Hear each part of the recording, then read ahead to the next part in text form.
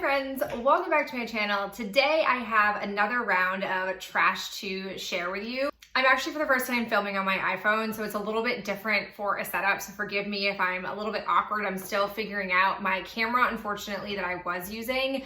The adjustable zoom lens won't focus itself, which is the same problem I had about this time last year, and I'm now out of warranty. So Ben suggested I try my iPhone, so here we are. Without further ado, I will leave chapters down below in the description box, and I'm gonna start with the makeup items that I have used up. So the first makeup item that I have finished off is this makeup sponge. This is the one that I was using from e.l.f. I have to say, I ended up really liking this. I think the texture of this is very, very nice. And what I like about it is I feel like it absorbs a little bit of product as you're patting it onto your face, which helps you get a real skin-like texture on your skin. It really helps prevent the buildup and cakey look of foundation. I have now switched over to another different company sponge, and I've been missing this, but really happy to have been turned on to this, and definitely something that I think I will buy over other sponges that I have tried in the past. Second makeup item that I've used up is a mascara. This is the L'Oreal Air Volume Mega Mascara.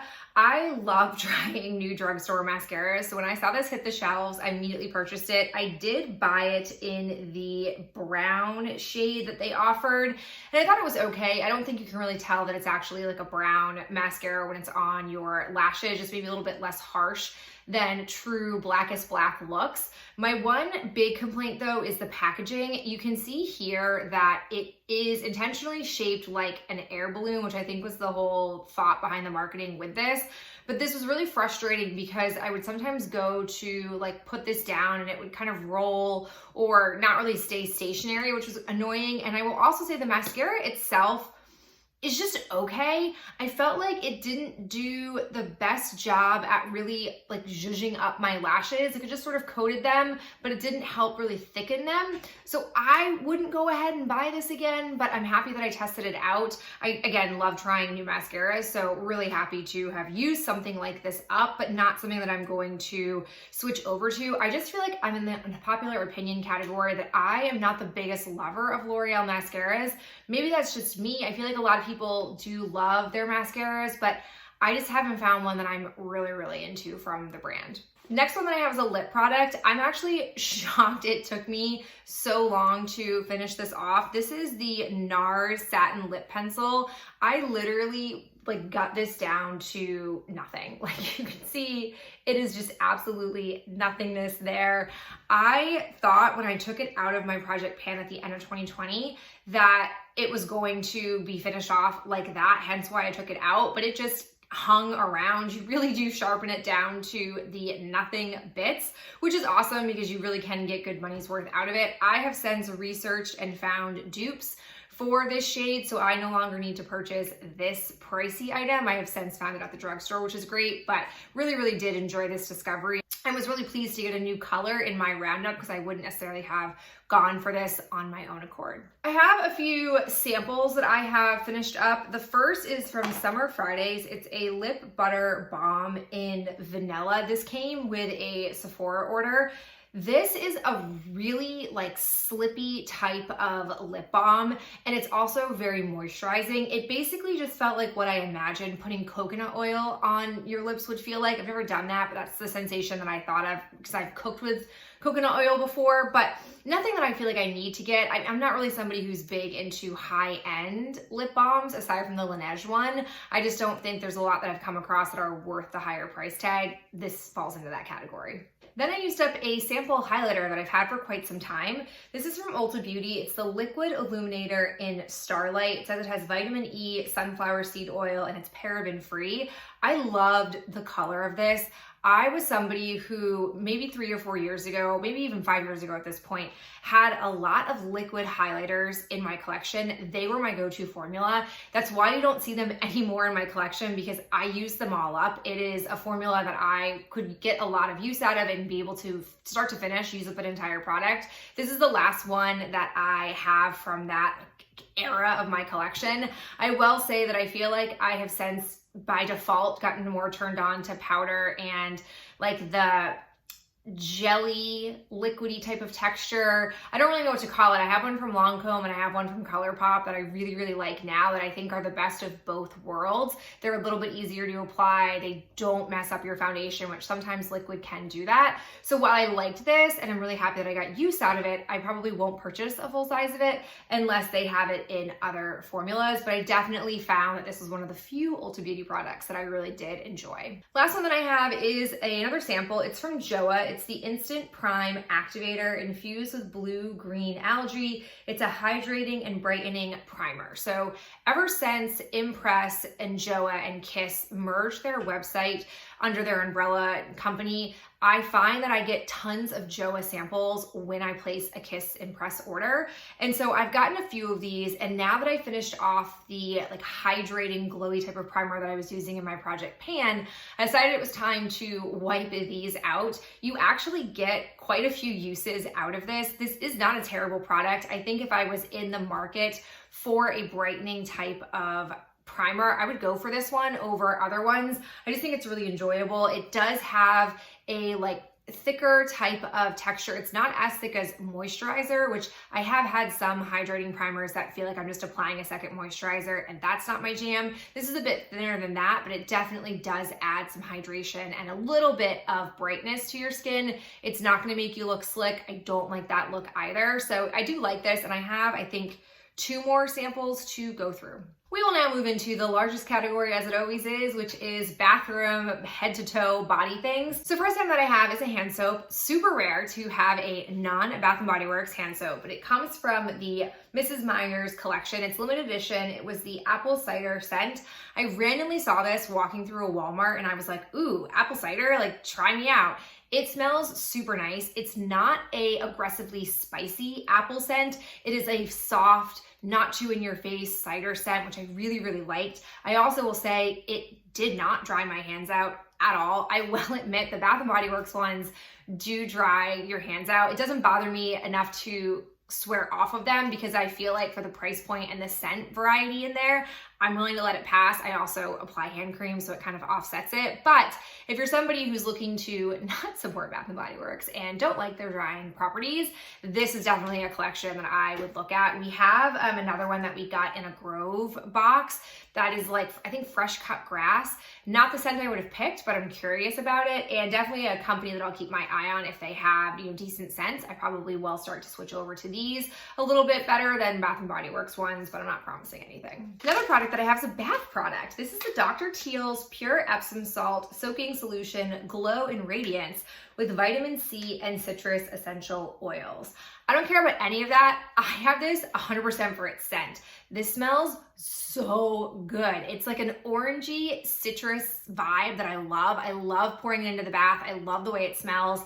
It's not too overpowering of a scent. It doesn't, give you a headache or anything like that. It's a really nice, pleasant scent. And I will say that it doesn't leave any residue on my body. I'm not somebody who likes to feel oily after a bath. I also shower after I'm done taking a bath. I don't just shower and get out. I don't know why. I just prefer to go through the whole shower routine. So I did repurchase this. I freaking love this scent. I just think it's awesome, and I'm very, very happy to have discovered it. I also have a shampoo. This is the Garnier Whole Blends Restoring Shampoo, Maple Remedy, Castor Oil, and Maple Extract. It deeply nourishes, reinforces, and repairs hair. I swear I used up the conditioner ages ago, and this shampoo hung around for forever. I have to say, I do feel like it was drying my scalp out a little bit. So I would go through phases where I would use it and then I would use something else and I'd come back to it. Not something I'd repurchase. It's basically the end of an era where I purchased a bunch of these post-Christmas from Walmart because it was like $2 for shampoo conditioner sets, and I think it came with something else that I already used up. So it was a really good deal, but just don't find that this one was any good for me. Moving more into skincare, I have a serum. I've got the Peace Out Acne Serum. So I really like this brand. I got turned on to Peace Out with their acne dots. I have since found a cheaper alternative to those, but they kind of turned me on to effective and different types of skincare products. So when they came out with a serum, I was really into the idea of it. I will say I pulled this out and started using it January 20th, so it didn't last super long, and it does have a slightly medicinal scent, but I do like it. I'm not sure I will repurchase it because I did go through it so fast and it is kind of pricey, and I feel like I now have other skin serums that I can use that last longer or at a better price point than this one, but I'm happy that I tried it and it did have a positive effect on my skin. My skin hasn't regressed since taking this out of my skincare routine, so I don't feel like it's an absolute necessity, but if you're somebody who is looking to have some kind of acne serum, this definitely isn't a bad one to give a try. In addition to finishing off a serum, I also finished off a moisturizer. This is the Trader Joe's Enrich Moisturizing Face Lotion with Broad Spectrum SPF 15. This came in my Trader Joe's advent calendar that I snagged back in November. And I have to say, this 1 fluid ounce lasted a really, really long time. I was super surprised to discover that. Additionally, I will also note that this is a really pleasant moisturizer. It definitely is no bells, no whistles, not a lot of frills on it, but it is a very pleasant texture. It absorbed into my skin really effectively. The one thing I'll note is that it is a little bit on the thicker side, so I think it airs more for the normal to dry leaning people than it does the normal to oily leaning people or neutral leaning people to oily side. I think this is a product that I potentially could use in the winter months. I don't think it's something that would jive as effectively with my skin in the summer or more muggy months for where I live, but definitely something that I'm really happy to find with all products I tried from the Trader Joe's line. Their skincare really stood out to me. I have since gone in and purchased a moisturizing under eye cream, which I'm trying out, and I purchased what I believe is a dupe for the Murad, like the blue Murad gel moisturizer. I haven't tried that out, but the eye cream I've tried out, and it's going pretty well so far. So I definitely am happy that the advent calendar turned me on to Trader Joe's skincare, because I definitely think that they've got some potential there, and their price point is very, very reasonable. Final item that we have for the face part of my body, this is the Grande Lash MD Lash Enhancing Serum Sample. I was suckered into a Sephora like sample box. It's like basically what used to be their monthly subscription box. They now randomly sell them. They call it something else. I don't know what they call it now, but you can randomly just buy them. And I liked enough of the samples inside that I wanted to buy it for $10, and I thought I would give this another try. I have a lot of thoughts on this. I've shared them all before, but basically my roundup for it was I felt like this product was effective, but it didn't ensure that your lashes, once they got to a really long, full place, would stay that way. And I had lash regression. Like I had my lashes kind of basically, while I was still using this, start to fall out or start to, get really short again. So I don't feel like this is something that I want to use forever and ever. I also felt like it was making my eyes a little itchy, not like red or anything like that, but I would notice I felt like a little bit of an itchy sensation as the product sunk in. And I thought like maybe it was just that one, who knows? No. That itchiness still lingered and it was worse with this one. So I don't even think I really finished it. I just decided it wasn't worth it. I'm glad I kind of got the sample to really solidify the fact that I don't want to put a product that makes me feel a little bit itchy on my eyes. It's just not something that I need to buy into. So I'm officially done with this brand, this lash serum. I feel like I'm pretty fortunate that I don't have really finicky, sparse lashes. I think I have pretty easy to work with lashes, so I don't feel like I need a product like this, so I'm good letting it go. Oh, another bath product. This was from my recent Easter box from Fortune Cookie Soap. It's the True Colors Bath Bomb. This stained my bath. Super annoying, super frustrating. I had to scrub our bathtub to make sure that I got all the color out of it. Was not a fan of that, but the scent of it was really, really nice. Okay, so I've got kind of like a random product, but I toss it in here because it's from Fortune Cookie Soap and I really, really like it. This is their laundry detergent. This particular scent I got in a you get what you get box, which I was really pleased to have this randomly tossed in there. I really like their laundry detergent.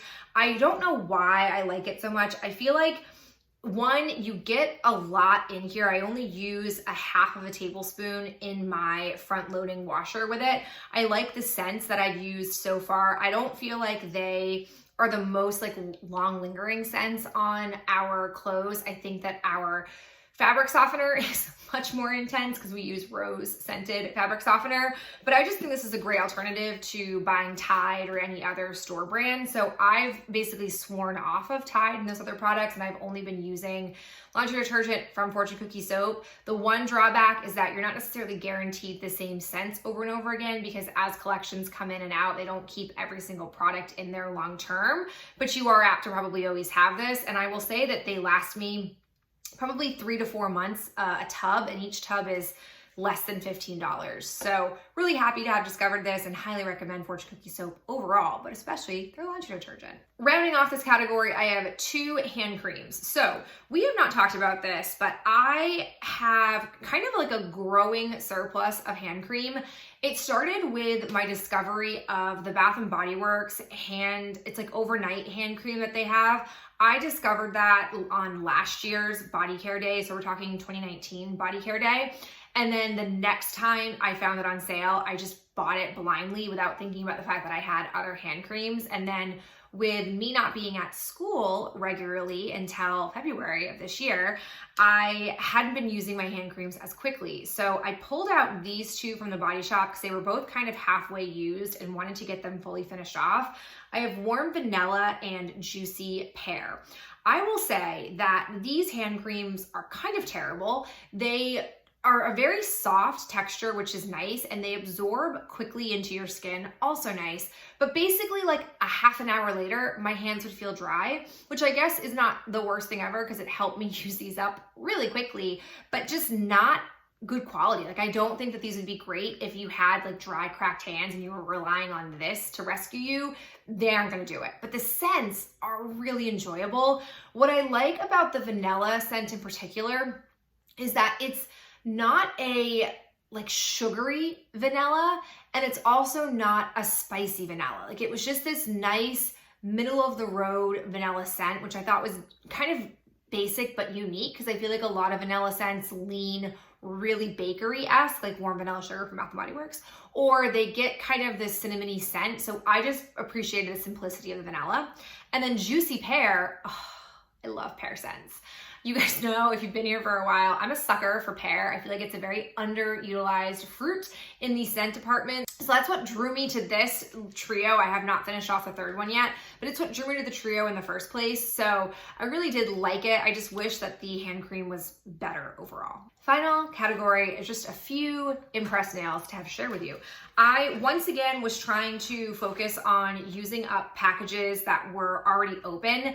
That is now a very small minority in my collection, so it's probably gonna be a while before I finish off boxes unless I go back to back. So I finally finished off, I think this is my last one, from the Christian Siriano and Impress collaboration. I loved the nails that he came out with. I wish that they would do more fashion designer collaborations because I feel like they have a really good eye for like design essentially, but these were pretty aggressive. They were like a tan shade, but you can see here they had stripes, they had the little arrow design, they had jewels. I just thought these were beautiful. They were called Chevron Chic and they were just lovely. I went through, I want to say 3 or 4 boxes of these when this collection was out. I just really was gaga for it. Additionally, I think I have 2 of these. These are called Gold Digger, which I feel like so many of their nails are called Gold Digger. It's what I have on my nails right now, so you can kind of see. I took out the accent jewel nails and doubled up on this second set.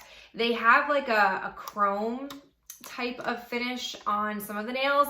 I don't really like the chrome finish because I find that sometimes can strip or peel off and then you're just left with like a matte looking nail, which isn't really cute. So wouldn't get these again probably because of all of those metallic chrome nails, but I really loved the simplicity of the pink with the jewel. I thought that was really, really pretty. Final ones that I got are from their like new collection that they came out with, their I think spring collection, and I did wear these back to back. So these are called Last Goodbye. They were a yellow, but they actually had a butterfly pattern on them. I will do a screen grab and show you what they look like from the website.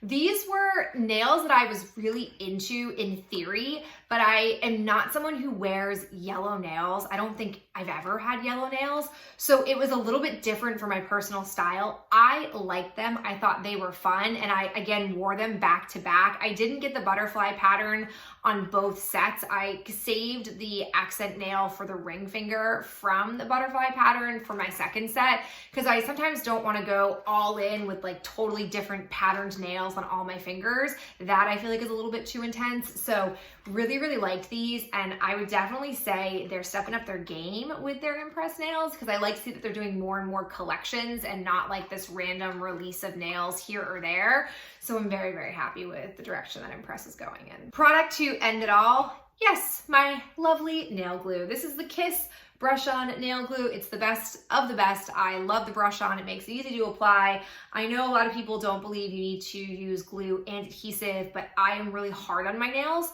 So I feel like for me to be able to get the solid 10 to 11 days out of them, I gotta have nail glue to really adhere them to my fingers. I love this stuff. I'm having a hard time finding it in store, so I may buy it again on Amazon. I bought, I think, a 3-pack or a 4-pack for like $10, which was actually pretty reasonable compared to they normally retail at my CVS for about $5. All right, guys, that is it for me and this video. I so appreciate you being here and working through it with me while I learn how to navigate the filming world of my iPhone. As always, I hope you have a great day, and I'll talk to you in the next video real soon. Bye.